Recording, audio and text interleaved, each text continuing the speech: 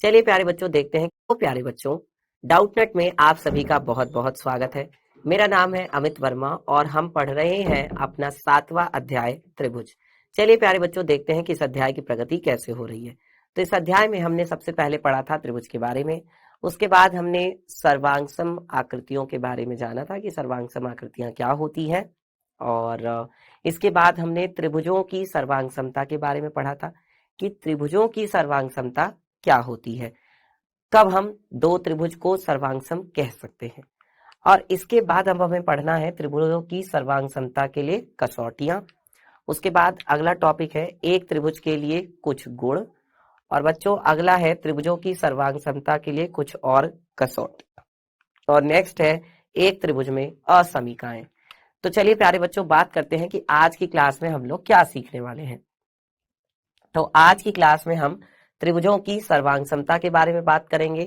त्रिभुजों की सर्वांग समता के लिए जो कसौटियां हैं उसके बारे में बात करेंगे, और जो पहली कसौटी है भुजा कोण भुजा यानी कि SAS कसौटी, उसके बारे में बात करेंगे। ठीक है, चलो शुरू करते हैं। सबसे पहले बच्चों बात करते हैं अगर दोहरान की। मैंने आपको बताया था कि त्रिभुज क्या होता है, बताइए क्या होता है बच्चों त्रिभुज। आप लोग बताइए, मैंने आप लोगों को बताया था इससे पिछली क्लास में कि किसे हम त्रिभुज कह सकते हैं। तो हम लोग त्रिभुज कहते हैं तीन भुजाओं से घिरी आकृति को। अब जैसे मान लीजिए कि एक ये है, एक ये है और एक ये है, ये तीन भुजाओं से घिरी आकृति है, तो इसको हम क्या कहेंगे, इसको हम कहेंगे बच्चों त्रिभुज। देखो एक यहाँ पर है, ठीक है, एक यहाँ पर आपका बिंदु है और एक आपका यहाँ पर बिंदु है, ये तीन बिंदु है। ठीक है, ये आपके बच्चों तीन बिंदु हैं, और इन तीन बिंदुओं से क्या है, इसको हम कहते हैं शीर्ष। इसको हम क्या कहते हैं, शीर्ष कहते हैं। और ये जो दो शीर्ष को मिलाने वाली रेखा होती है, दो शीर्षों को मिलाने वाली रेखा को हम कहते हैं भुजा। ठीक है, दो शीर्षों को मिलाने वाली रेखा को हम भुजा कहते हैं। और ये जो दो भुजा होती हैं उनके बीच का जो घुमाव होता है उसको हम कहते हैं कोण।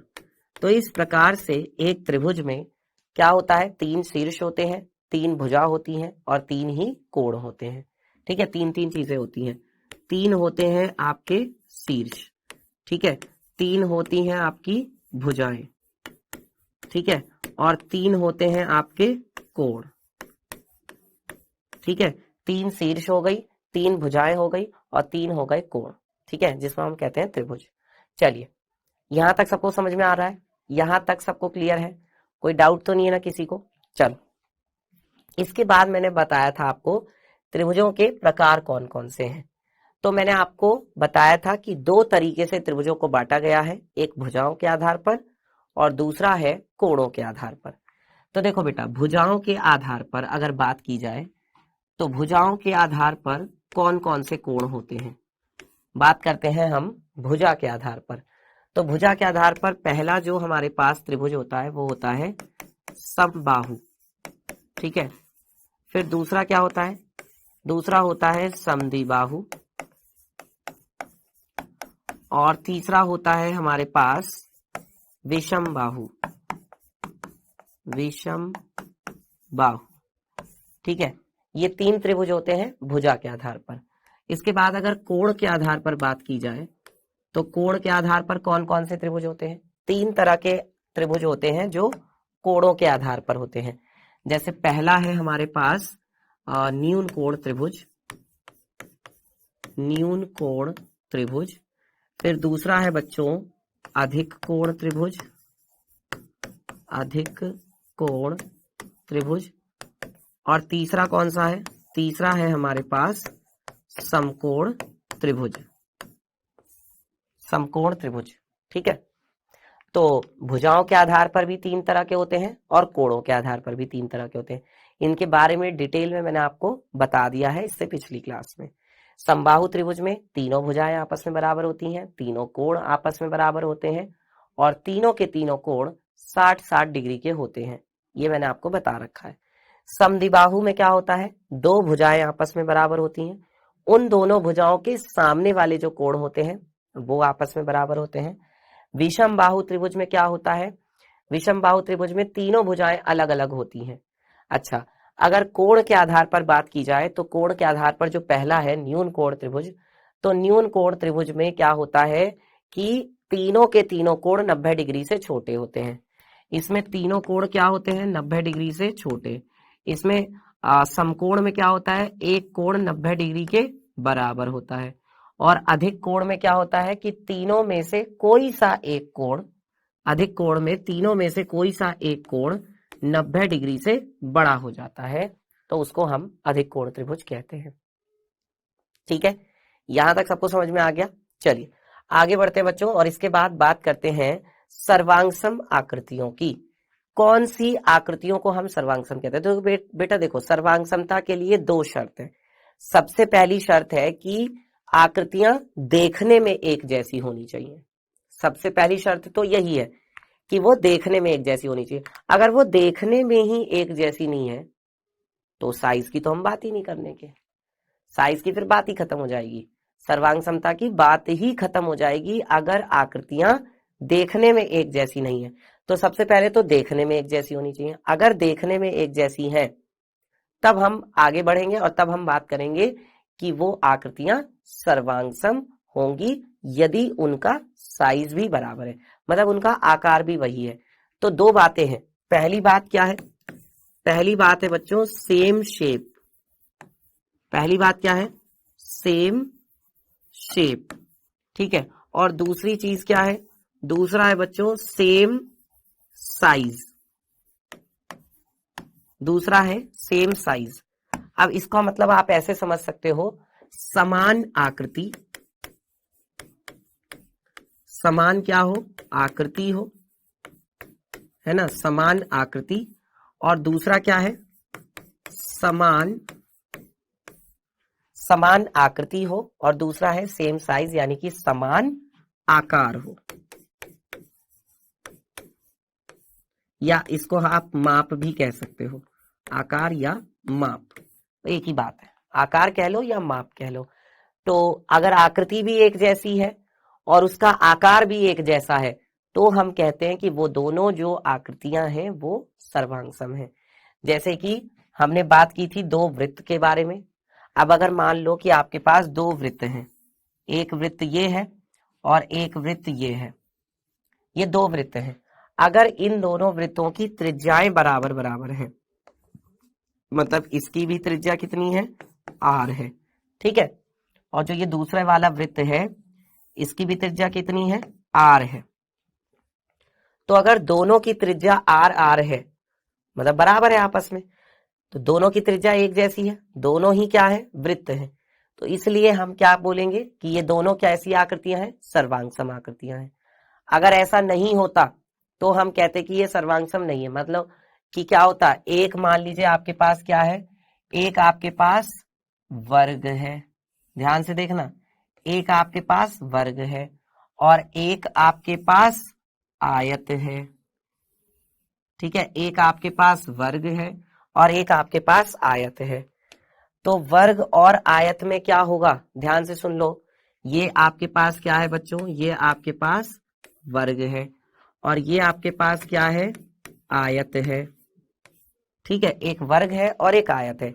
क्या हम इन दोनों को सर्वांगसम कह सकते हैं? बताओ, क्या हम इन दोनों को सर्वांगसम कह सकते हैं? अब अगर आपके हिसाब से देखा जाए तो आप कहोगे कि सर ये भी चतुर्भुज है, ये भी चतुर्भुज है। मैंने कह दिया ठीक है, चतुर्भुज है, दोनों ही चतुर्भुज है। पर क्या दोनों को हम सर्वांगसम कह सकते हैं? हम दोनों को सर्वांगसम नहीं कह सकते। क्यों? क्योंकि देखो, हालांकि इसके भी कोण क्या होते हैं बच्चों? इसके भी चारों के चारों कोण 90-90 डिग्री के होते हैं। वर्ग में भी चारों के चारों कोण 90 डिग्री के होते हैं। तो जो इनके संगत कोण हैं, इनके संगत कोण तो आपस में बराबर है। पर आप ये तो जानते हो ना कि वर्ग में चारों की चारों भुजाएं आपस में बराबर होती हैं। ये वाली भुजा अगर a है तो ये वाली भुजा भी a है। ठीक है, लेकिन आयत में क्या होता है? एक भुजा आपकी अगर लंबाई है तो दूसरी भुजा आपकी क्या है? चौड़ाई, यानी कि b है ना। इसमें क्या है? एक भुजा लंबाई, तो ये भाई इसमें क्या है? ये सारी की सारी आपके भुजाएं इसमें बराबर हैं। लेकिन यहां पर एक लंबाई एक चौड़ाई, चारों तो आपस में बराबर नहीं है। मैं ये बताना चाह रहा हूं कि इसकी जो भुजाएं हैं वो इसकी भुजा के बराबर नहीं है। कोण बराबर है लेकिन दोनों की भुजाएं बराबर नहीं है, इसलिए दोनों सर्वांग नहीं होंगे। और हालांकि ये चतुर्भुज भी हैं दोनों, तब भी ठीक है। दूसरा ऐसा भी हो सकता है कि कई बार क्या हो कि भाई एक वृत्त है और एक त्रिभुज है, एक वृत्त है और एक त्रिभुज है, तो क्या इन दोनों को हम सर्वांग सम कह सकते हैं? क्या इन दोनों को हम सर्वांग सम, हम तो ये बात कर रहे हैं कि भाई दोनों देखने में एक जैसी होनी चाहिए। अगर दोनों देखने में ही एक जैसी नहीं है फिर तो सर्वांग समता की बात ही खत्म हो गई, फिर तो सर्वांग समता की बात ही खत्म हो गई, क्योंकि पहली शर्त तो यही है कि देखने में एक जैसे होने चाहिए। अगर देखने में एक जैसे हैं तब हम साइज के ऊपर बात करेंगे, वरना हम बात ही नहीं करने के। ठीक है, तो ये दोनों देखने में ही एक जैसे नहीं है, एक वृत्त है एक त्रिभुज है, इसका मतलब ये सर्वांग सम नहीं है। ठीक है, कई बार ऐसा भी होता है कि अगर मान लीजिए मैं बात करूं त्रिभुजों की सर्वांग समता की, तो देखिए एक आपके पास क्या है, समबाहु त्रिभुज है। ठीक है, एक और आपके पास समबाहु त्रिभुज है। ये देखो आपके पास बच्चों दो समबाहु त्रिभुज है। ठीक है, दोनों क्या है, समबाहु त्रिभुज है। अब ये जो दोनों समबाहु त्रिभुज है तो इनमें क्या है भाई, इसकी भुजा भी आपने मान लिया ए है, तो ये भी ए है, तो ये भी क्या है, ए है। और इसकी जो भुजा है वो भी क्या है, ए है, ये भी ए है, ये भी ए है और ये भी ए है। ठीक है, और आपको ये पता है कि कोई सा भी समबाहु त्रिभुज हो, कोई सा भी, कहने का मतलब उसकी भुजा कोई भी हो, अगर उसका कोण की अगर आप बात करो तो कोण कितना होता है बच्चों, कोण होता है 60 डिग्री का। ठीक है, इसके लिए भी तीनों कोण 60-60 डिग्री के होंगे, और जो दूसरा वाला त्रिभुज है इसके लिए भी तीनों के तीनों कोण 60-60 डिग्री के होंगे। ठीक है, इसके लिए भी तीनों के तीनों कोण 60-60 डिग्री के होंगे और इसके लिए भी तीनों के तीनों कोण 60-60 डिग्री के होंगे। अब हम क्या कह सकते हैं, बताओ बताओ, अब हम क्या कह सकते हैं? देखो मेन चीज क्या है कि इसके भी तीनों कोण 60-60 डिग्री के हैं, इसके भी तीनों कोण 60-60 डिग्री के हैं, इसकी भी तीनों भुजाएं ए ए ए है और इसकी भी तीनों भुजाएं ए ए ए है। तो क्या ये दोनों त्रिभुज सर्वांग सम है? अभी मैं एक त्रिभुज और बनाने जा रहा हूं, जरा ध्यान से देखना बच्चों, एक त्रिभुज मैं और बनाने जा रहा हूं। देखो एक ये भी आपका क्या है, समबाहु त्रिभुज है, और इसकी भुजा कितनी है, इसकी भुजा है बी। ये लीजिए इसकी भुजा है बी बी बी, क्योंकि ये भी समबाहु त्रिभुज है, तीनों भुजाएं आपस में बराबर है। लेकिन इसके जो कोण हैं, इसके भी कोण कितने कितने डिग्री के होंगे, इसके भी कोण 60-60 डिग्री के होंगे। अब एक बात समझो कि देखो हालांकि तीनों के संगत कोण तो आपस में बराबर है, पर क्या तीनों की भुजाएं आपस में बराबर हैं? आप बताइए, तीनों के संगत कोण बराबर हैं लेकिन तीनों की भुजाएं तो बराबर नहीं है। जब ऐसा होता है कि तीनों के संगत कोण बराबर हैं पर तीनों की संगत भुजाएं बराबर नहीं है, तो हम ये कहते हैं कि ये दोनों तीनों मतलब ये दोनों त्रिभुज तो सर्वांग सम होंगे। इन दोनों के लिए तो आप कह सकते हो ये दोनों त्रिभुज सर्वांग सम है, लेकिन अगर मैं इस और इस त्रिभुज के बारे में बात करूं, अगर मैं इन दोनों के बारे में बात करूं तो ये जो दोनों त्रिभुज हैं ये दोनों त्रिभुज सर्वांग सम नहीं है। ठीक है, और अगर मैं इन दोनों के बारे में बात करूं तो भी वही बात है। क्यों? अब बात सबसे पहली शर्त क्या होती है कि ये दोनों देखने में एक जैसे होने चाहिए। तो देखो देखने में तो भाई एक जैसे लग रहे हैं, है ना, आकृति तो समान है, लेकिन आकार जो है, माप जो है वो समान नहीं है। यहां पर कुछ और है, यहां पर कुछ और है। हालांकि संगत कोण भी बराबर है, 60-60 डिग्री के संगत कोण है, यहां भी 60-60 डिग्री के हैं, लेकिन बच्चों संगत भुजाएं तो बराबर नहीं है। यही तो हमने पढ़ा था, हमने क्या पढ़ा था कि दो त्रिभुज सर्वांग सम होते हैं। कब होते हैं दो त्रिभुज सर्वांग सम? देखो क्या लिखा हुआ है यहाँ पे, ये लिखा हुआ है यहाँ पे, समझो बात को जरा। दो त्रिभुज सर्वांग सम कब होते हैं? दो त्रिभुज सर्वांग सम तब होते हैं जबकि उनके संगत कोण बराबर हो। ठीक है, जबकि उनके संगत कोण बराबर हो और जबकि उनकी संगत भुजाएं भी बराबर हो। उनके एक तो संगत कोण बराबर होने चाहिए और उनकी संगत भुजाएं बराबर होनी चाहिए। ये दोनों होना चाहिए तब सर्वांग सम होंगे। अगर इन दोनों में से एक भी चीज नहीं है तो फिर वो ऐसा नहीं हो सकता। ठीक है, दोनों में से अगर एक भी चीज नहीं है तो। ठीक है, यहां तक क्लियर है सबको? बताओ, यहां तक सबको क्लियर है? चलिए आगे बढ़ते हैं। इसके बाद बच्चों बात करते हैं त्रिभुजों की सर्वांग समता की। हमने काफी सारी चीजें सीखी हैं इसके बारे में। अब अगर मैं आपको कुछ और एग्जांपल दूं, जैसे देखो एक आपके पास ये है त्रिभुज, ठीक है, और एक आपके पास ये है त्रिभुज, ठीक है। अब आपने देखा कि भाई ये जो पहले वाला त्रिभुज है इसमें ये वाला कोण कितना है, 90 डिग्री का है। आपने देखा कि इसमें जो ये वाला कोण है कितने डिग्री का है, 90 डिग्री का है। तो जिस त्रिभुज में एक कोण 90 डिग्री का होता है वो समकोण त्रिभुज होता है। आपको ये बात पता है? भाई ये भी क्या है, ये भी समकोण त्रिभुज है, ये भी समकोण त्रिभुज है, और ये भी क्या है, ये भी आपका समकोण त्रिभुज है। दोनों ही क्या है, दोनों ही आपके समकोण त्रिभुज है। लेकिन बच्चों क्या इसका जो साइज है क्या वो इसके साइज के बराबर है? क्या इसका जो आकार है क्या वो इसके आकार के बराबर है? नहीं है, क्योंकि इसकी जो साइज है, इसका साइज अलग है और इसका जो साइज है वो अलग है।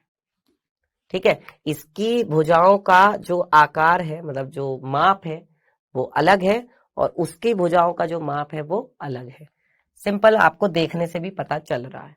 ठीक है ना, ये थोड़ा सा बड़ा है और वो छोटा है। हालांकि है दोनों समकोण त्रिभुज, पर तब भी दोनों सर्वांग सम नहीं है, क्योंकि इनका माप, इनका साइज एक जैसा नहीं है।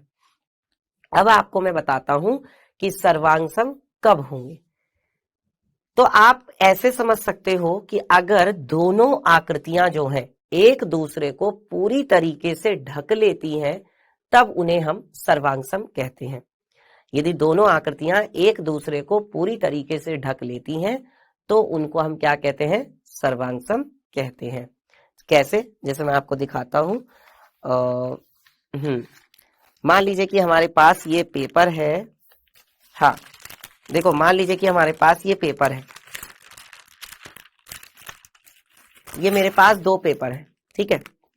अब क्या है कि अगर मैंने ये एक पेपर लिया, ये दिख रहा है ना सबको, एक पेपर मैंने लिया और ये मैंने दूसरा पेपर लिया और इससे मैंने इसको ढकने की कोशिश की, इससे मैंने इसको पूरी तरीके से ढकने की कोशिश की, तो इसने नीचे वाले पेपर को पूरी तरीके से ढक लिया।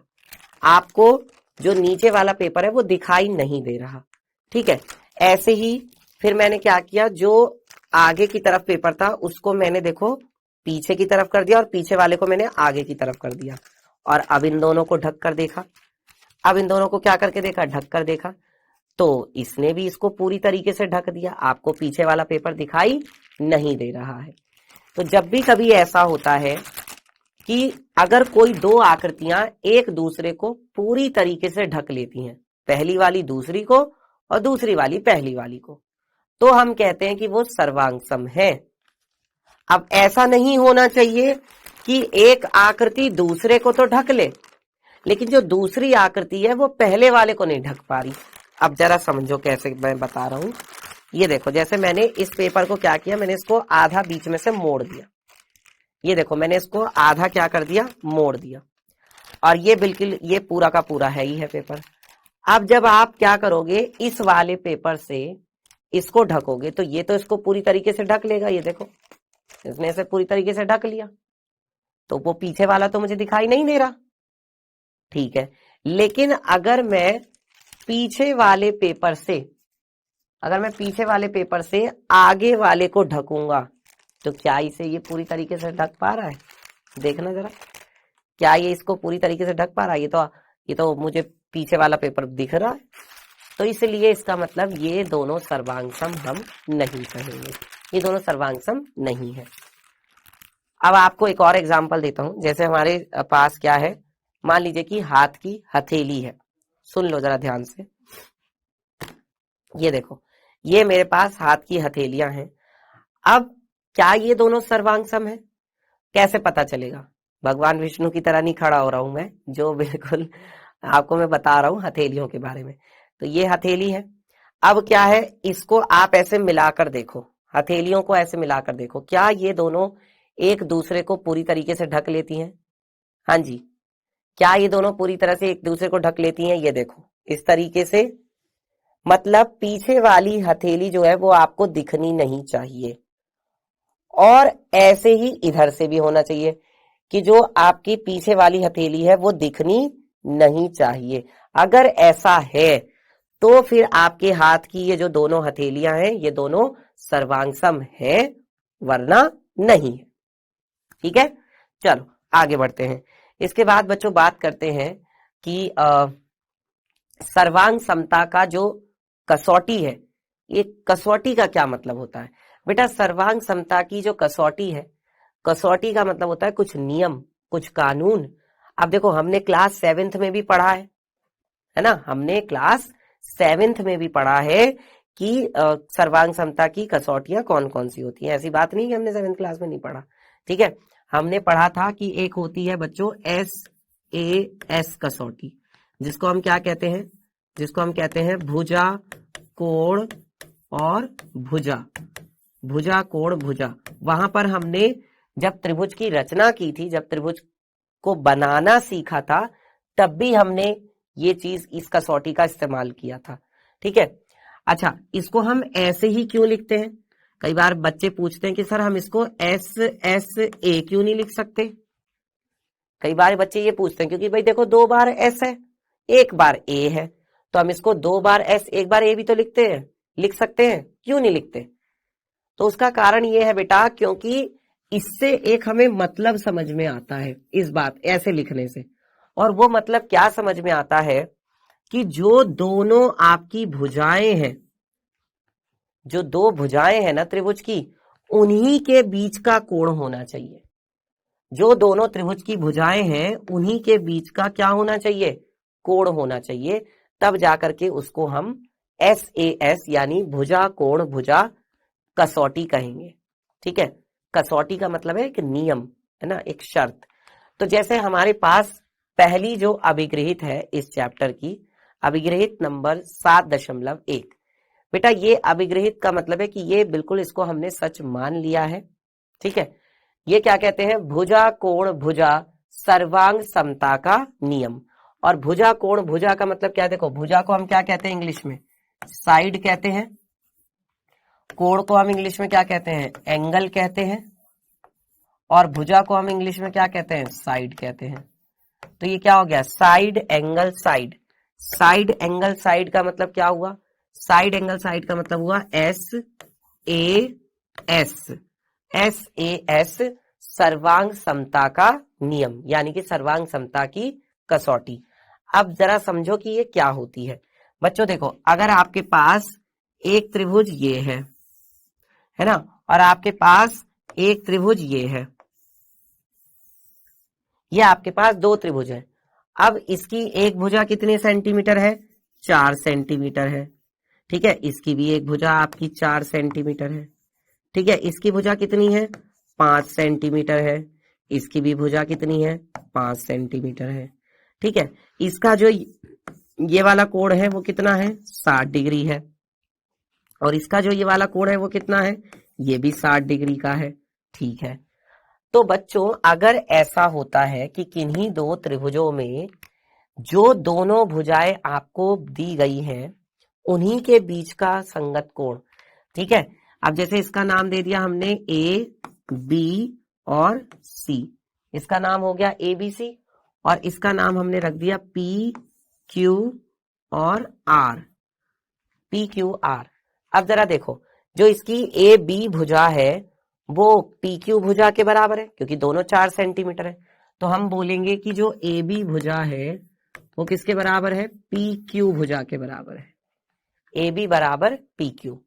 और फिर क्या है बच्चों? देखो, BC भुजा जो है वो किसके बराबर है? QR के बराबर है, क्योंकि ये भी 5 सेंटीमीटर है, वो भी 5 सेंटीमीटर है। तो आप क्या लिखोगे कि BC भुजा जो है वो पी आर भुजा के बराबर है, क्यू आर भुजा के बराबर है। यस, ये किसके बराबर है? क्यू आर के। ये क्यू आर भुजा के बराबर है। इसके बाद अब क्या है कि जो कोण बी है वो 60 डिग्री है, कोण क्यू जो है वो भी 60 डिग्री है। तो आप यहाँ पे लिखेंगे कोण बी बराबर है कोण क्यू के, और दोनों ही कितने हैं? 60 डिग्री के हैं। कोण बी कोण क्यू के बराबर है और दोनों कितने हैं बच्चों? 60 डिग्री के हैं। ठीक है, अब इस बात को आप यहाँ पर कैसे बोलेंगे या कैसे लिखेंगे, बताओ क्या करना चाहिए मुझे यहाँ पर, बताओ जल्दी से। देखो आप एक बात समझो बच्चों, एक बात आप समझो यहाँ पर कि ए बी बराबर है किसके? पी क्यू के। बी सी बराबर है किसके? क्यू आर के। कोण बी कोण क्यू के बराबर है। देखो बी के साथ कौन है? क्यू है। यहाँ पे भी देखो बी के साथ कौन है? क्यू है। यहाँ भी देखो बी के साथ कौन है? क्यू है। इसका मतलब बी के संगत कौन है? बी के संगत है बच्चों क्यू। मैंने आपको बताया था संगतता का बहुत ध्यान देना पड़ता है, संगतता का बहुत ध्यान देना होता है। तो बी के संगत हो गया क्यू। अब ए के संगत कौन है? तो ए के संगत है बच्चों पी। ए के संगत कौन है? पी है ना? तो आपने बोला कि भाई ए के संगत कौन है? पी है। ठीक है, तो सी के संगत कौन बचा? अगर बी के संगत क्यू है, ए के संगत पी है, तो सी के संगत कौन है? तो भैया देखो सी के संगत है आर। सी के संगत कौन बचा? आर बचा। तो जब आप लिखोगे त्रिभुज ए बी सी, जब आप लिखोगे त्रिभुज ए बी सी, तो आप क्या लिखोगे? आप देखोगे ए के संगत कौन है? पी। तो पहले आपने ए लिख रखा है ना, तो इसीलिए आप पहले क्या लिखोगे? पी लिखोगे। फिर आपने क्या लिखा है? बी। तो यहां पर आपने देखा बी के संगत कौन है? क्यू। तो फिर आप यहां पे लिखोगे क्यू। फिर आपने देखा यहां पे क्या लिखा हुआ है? सी। आपने देखा सी के संगत कौन है? आर। तो आप यहां पे लिखोगे आर। तो जो त्रिभुज एबीसी है वो त्रिभुज पी क्यू आर के क्या है? सर्वांग सम है। क्यों है सर्वांग सम? क्योंकि जो दोनों भुजाएं हैं, है ना, पहले वाले त्रिभुज की जो दोनों भुजाएं हैं, ठीक है, वो दूसरे वाले त्रिभुज की दोनों संगत भुजाओं के बराबर है। पहले वाले त्रिभुज की दोनों भुजाएं दूसरे वाले त्रिभुज की दोनों संगत, मैं देखो क्या बोल रहा हूं, मैं बोल रहा हूं संगत, संगत का ध्यान रखना। तो पहले वाले त्रिभुज की दोनों संगत भुजाएं दूसरे वाले त्रिभुज की दोनों संगत भुजाओं के बराबर है, और उन दोनों भुजाओं के बीच का जो कोण है, इन दोनों भुजाओं के जो बीच का कोण है ये 60 डिग्री, इन्हीं दोनों भुजाओं के बीच में तो है ये कोण, और ऐसे ही ये भी इन्हीं दोनों भुजाओं के बीच का कोण है, तो वो भी आपस में बराबर है। ठीक है, तो उसके लिए हम यहां पर कह सकते हैं कि ये दोनों त्रिभुज सर्वांग सम है। यही बेटा भुजा कोण भुजा सर्वांग समता का नियम है। यही क्या है? भुजा कोण भुजा सर्वांग समता का नियम है। अब आप चाहें तो देख लीजिए कि यहां पर यही लिखा हुआ है, मैं आपको दिखा देता हूं।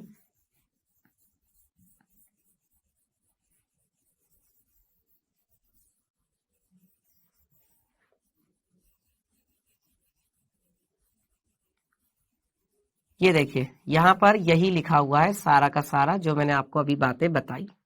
क्या बताया मैंने आपको?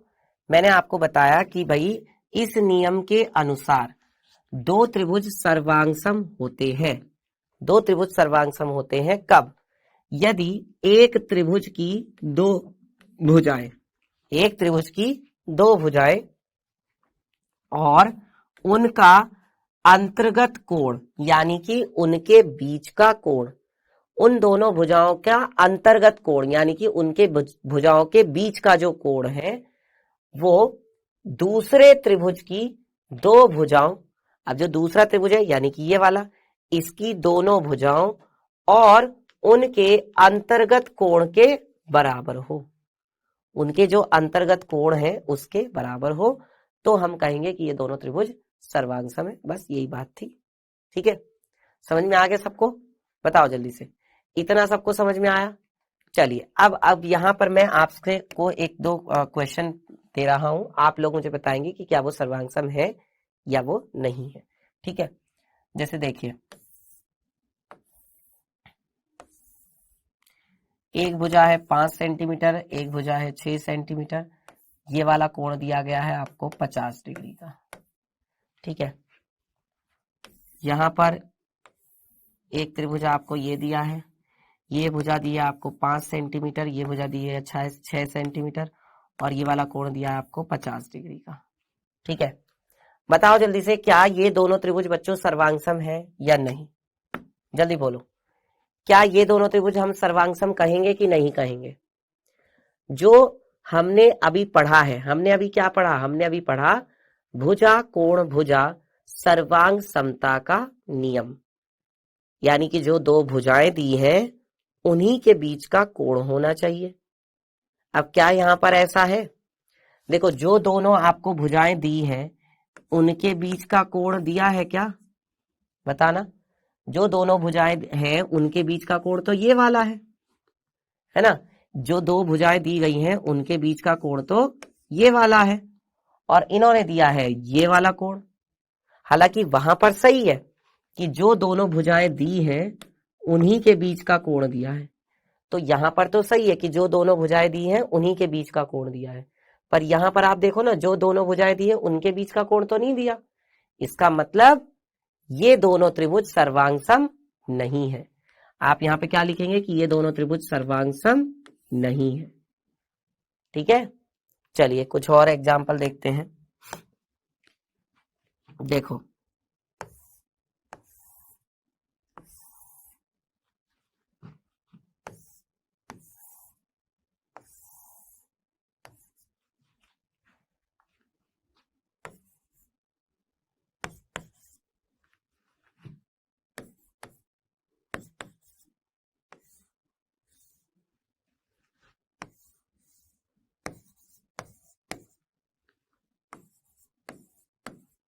क्या ये दोनों त्रिभुज सर्वांग सम है बच्चों? बताओ, क्या ये दोनों त्रिभुज सर्वांग सम है या नहीं? आप लोग बताएंगे। देखो, क्या ये दोनों त्रिभुज सर्वांग सम है? इसके लिए भी वही शर्त है कि भाई जो दोनों आपको भुजाएं दी गई हैं उन्हीं के बीच का क्या होना चाहिए? कोण होना चाहिए। तो आपने यहां पर देखा कि भाई इसकी भुजा कितनी है? 5, इसकी भी 5 है, इसकी वाली भुजा कितनी है? 4, इसकी भी ये 4 है। ठीक है, अब इनके बीच का आपने कोण देखा, जो दोनों भुजाएं दी गई हैं उन्हीं के बीच का तो कोण देखोगे। ऐसे ही जो दोनों भुजाएं दी गई हैं उन्हीं के बीच का आपने क्या देखा? कोण देखा। ठीक है, तो जो दोनों भुजाएं हैं उन्हीं के बीच का कोण, जो दोनों भुजाएं हैं उन्हीं के बीच का कोण। तो यहां पर आपने देखा 30 डिग्री का कोण, यहां पर भी आपने देखा 30 डिग्री का कोण। तो जो दोनों भुजाएं उन्हीं के बीच का कोण, जो दोनों भुजाएं उन्हीं के बीच का कोण। ठीक है, तो ये भी 5 है, इसकी भी भुजा 5 है, ये भी 4 है, ये भी 4 है, यहां पर भी कोण 30 डिग्री का है, यहां पर भी कोण 30 डिग्री का है। मतलब हम कह सकते हैं कि दो भुजाएं और उनके बीच का कोण, यानी कि SAS, मतलब भुजा कोण भुजा सर्वांग समता का नियम से ये दोनों त्रिभुज क्या हो जाएंगे? ये दोनों त्रिभुज सर्वांग सम होंगे। ये दोनों हैं त्रिभुज सर्वांग सम, ये दोनों त्रिभुज क्या है? सर्वांग सम है। सबको आ रहा है समझ में बच्चों? बताओ, यहां तक सबको क्लियर है? अच्छा ठीक है, हमारे पास सर्वांग समता की कौन कौन सी कसौटियां होती हैं जो हमने क्लास 7th में पढ़ी है? तो हमने 4 कसौटियां पढ़ी हैं। एक होती है बच्चों एस, है ना, एक होती है हमारे पास SAS कसौटी, यानी दो भुजाएं और उनके बीच का कोण। ठीक है, एक होती है हमारे पास ASA कसौटी। ASA का मतलब होता है कि जो दो कोण दिए हैं उनके बीच की भुजा। ठीक है, जो आपको दो कोण दिए हैं उनके बीच की भुजा। तो और AS का मतलब है जो दो भुजाएं दी हैं उनके बीच का कोण। ASA का मतलब है जो दोनों कोण दिए हैं उनके बीच की भुजा। फिर एक होता है बच्चों आपके पास AA कसौटी। तो ये जो AA कसौटी है वो तो इसी के अंदर आ जाती है। AA कसौटी ये यही वाली होती है। ठीक है, और इसको हम AAA भी बोल देते हैं, AAA कसौटी। एक होती है बच्चों S S S S S यानी कि भुजा भुजा भुजा सर्वांग समता का नियम। एक क्या होता है भुजा भुजा भुजा, मतलब तीनों भुजाएं जो हैं दूसरे वाले त्रिभुज की तीनों संगत भुजाओं के बराबर होनी चाहिए। मैं फिर कह रहा हूं संगत, संगतता का ध्यान जरूर देना है। अगर संगतता नहीं है तो दोनों त्रिभुज सर्वांग सम नहीं होंगे, चाहे अगर बराबर भी दी गई हैं भुजाएं तो भी। ठीक है, समझ में आ रहा है सबको? चलो, इसके बाद एक और आती है बच्चों, वो है RHS। RHS कसौटी। RHS का मतलब होता है राइट एंगल हाइपोटेन्यूज साइड, यानी कि समकोण कर्ण भुजा सर्वांग समता की कसौटी। इनके बारे में अभी हम लोग बाद में पढ़ेंगे, अभी सिर्फ हम लोग बात कर रहे हैं SAS के बारे में। इन चारों तीनों को भी अभी हमें पढ़ना है। ठीक है, चलिए, तो यही सारी चीजें हैं इस चैप्टर में। यहां तक सबको क्लियर है? बताओ पहले, यहां तक सबको समझ में आ गया ना? चलो, एक क्वेश्चन मैं और देता हूं आपको, आप लोग बताएंगे जरा। देखिए,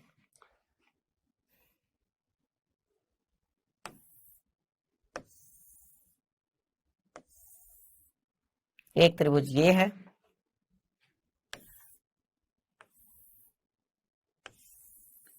और एक त्रिभुज ये है। अब क्या ये दोनों त्रिभुज सर्वांगसम है? कैसे बताओगे आप?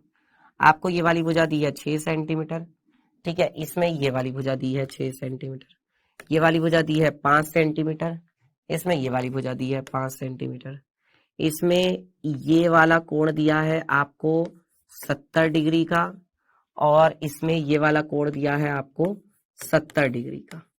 ठीक है, इसका नाम क्या है? इसका नाम है A, B और C, और इसका नाम क्या है? इसका नाम है P, Q और यहां पर R। अब बताइए, क्या ये दोनों त्रिभुज सर्वांगसम है?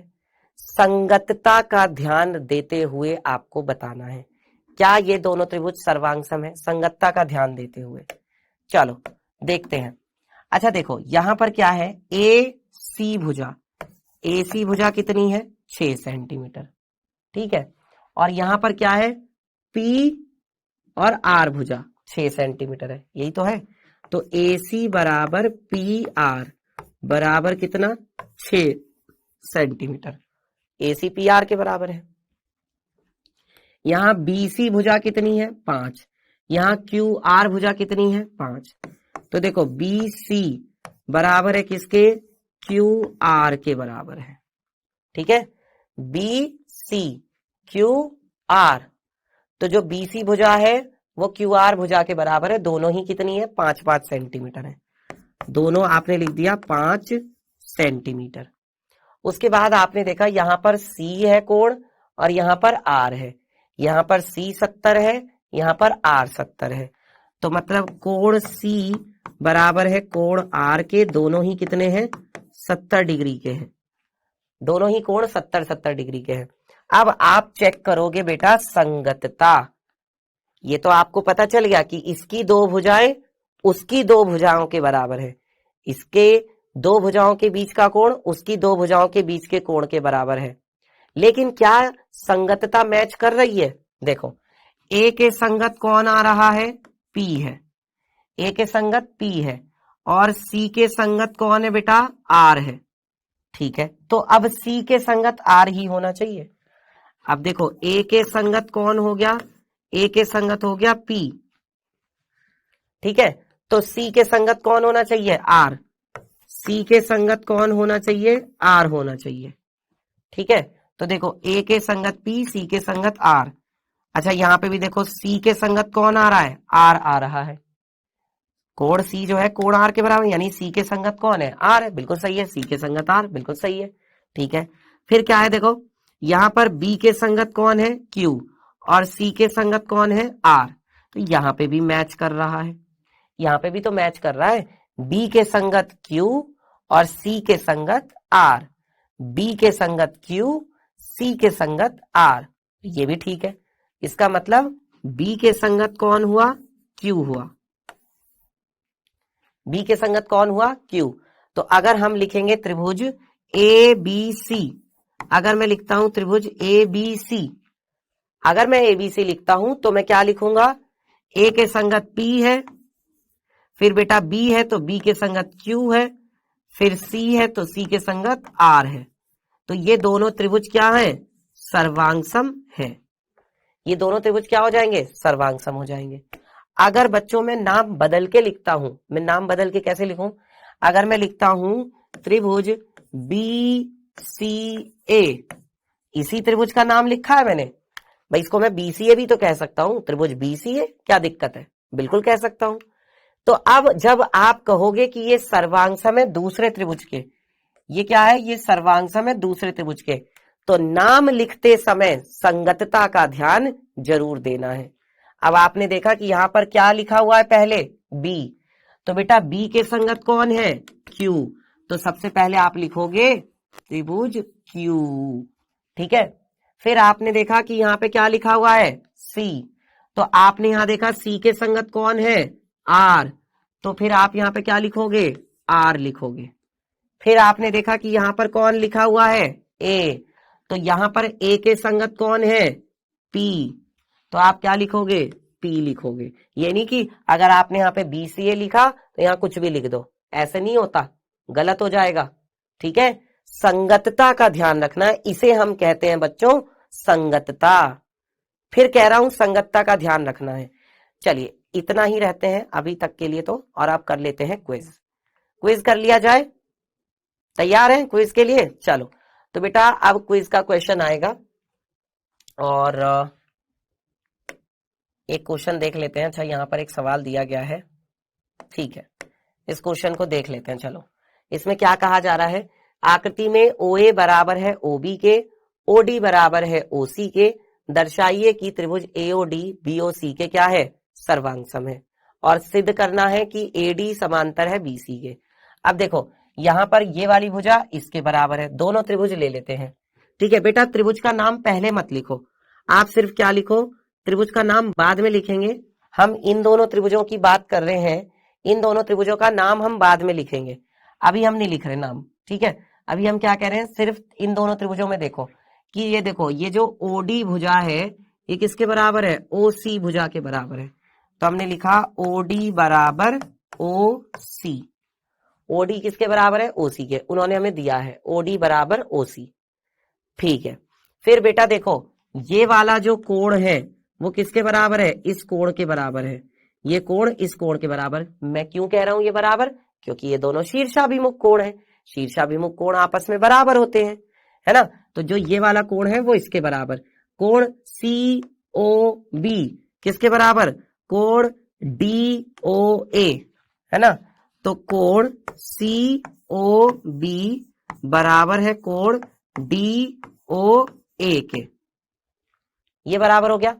उसके बाद क्या है बच्चों, ध्यान दो कि जो आपकी ये वाली भुजा है यानी कि OB वो किसके बराबर है, OA के बराबर है।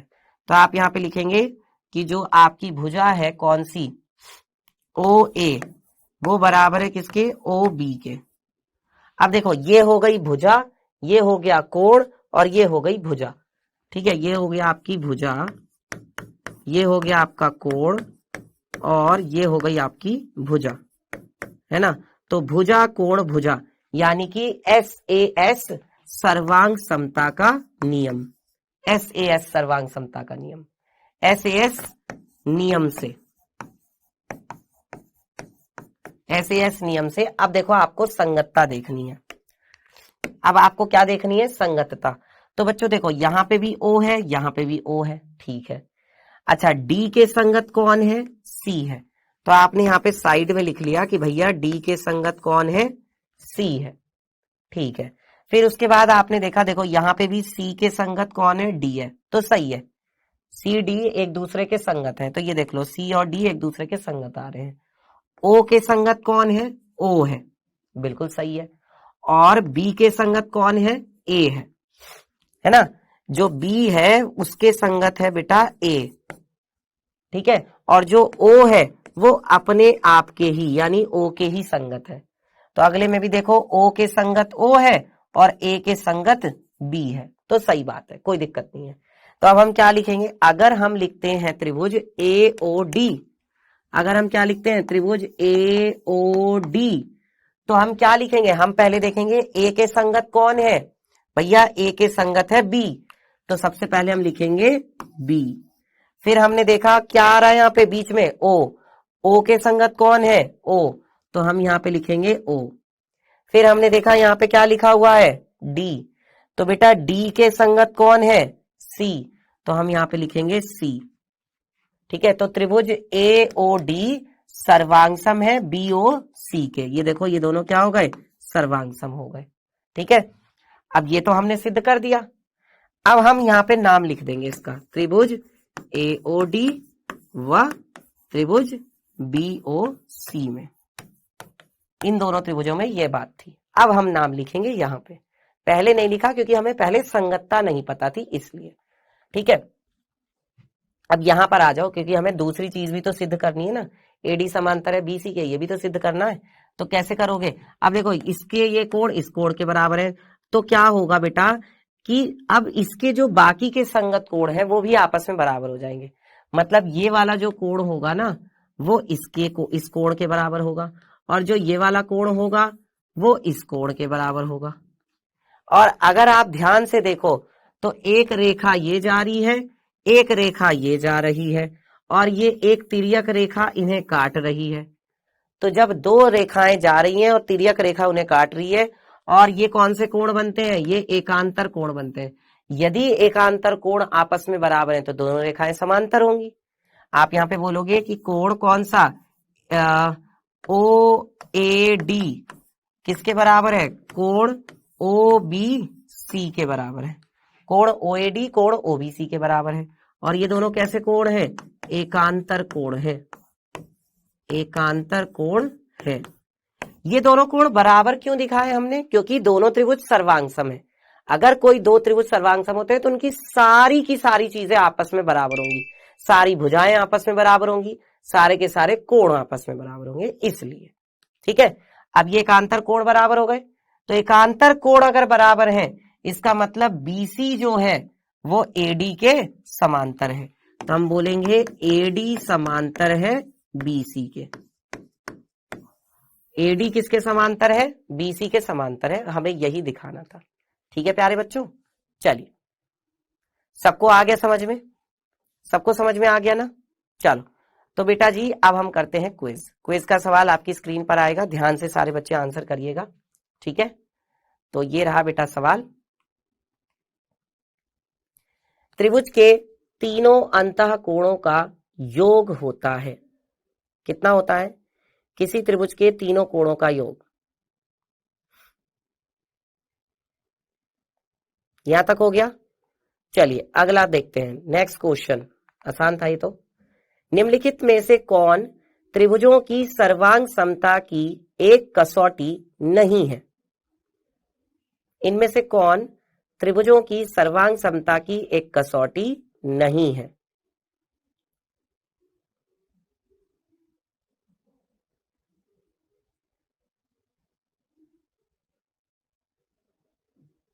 चलिए डिस्कस कर लेते हैं बच्चों। पहला सवाल था त्रिभुज के तीनों अंतः कोणों का योग कितना होता है, 180 डिग्री। 180 डिग्री तो होता है, इसका मतलब आपका पहला विकल्प सही है। चलिए दूसरा देखते हैं, क्वेश्चन नंबर 2 है, इनमें से कौन त्रिभुजों की सर्वांग समता की एक कसौटी नहीं है। देखो SAS तो होती है, अभी हमने पढ़ी है ना, ASA भी होती है, ये भी हम पढ़ेंगे अभी, और SSA नहीं होती, ये मैंने आपको लिख के अभी बताया था। ये यही कसौटी है, लेकिन इसको हम SSA नहीं लिख सकते। ठीक है, दो भुजा और उनके बीच का कोण होता है, तो ये वाली आपकी जो है ना यही सही विकल्प है, ये सर्वांग समता की कसौटी नहीं होती, SSS भी होती है। तो प्यारे बच्चों आज के लिए बस इतना ही, बाकी हम लोग पढ़ेंगे अगली क्लास में। तो आज हमने क्या सीखा, आज हमने सीखा त्रिभुजों की सर्वांग समता, त्रिभुजों की सर्वांग समता के लिए कसौटियां, और पहली कसौटी SAS कसौटी। ठीक है, आज का होमवर्क मैंने आपको ऐप पर दे दिया, जाकर आप कर सकते हैं। और अगली क्लास में हम लोग सीखेंगे जो त्रिभुजों की और दूसरी सर्वांग समता की कसौटियां हैं उनके बारे में। तो मिलते हैं फिर आपसे नेक्स्ट क्लास में, तब तक के लिए सभी बच्चों का बहुत बहुत धन्यवाद।